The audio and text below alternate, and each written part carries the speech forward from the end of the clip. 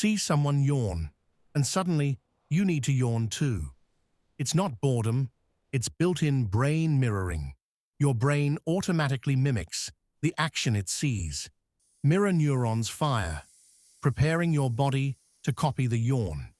It's linked to empathy, reading others' states. Closer you are to someone, stronger the urge. Even thinking about yawning can trigger it.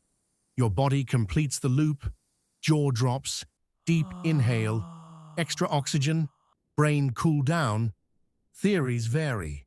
It's a social signal, synchronizing group alertness, contagious yawning. Your brain's wired for connection.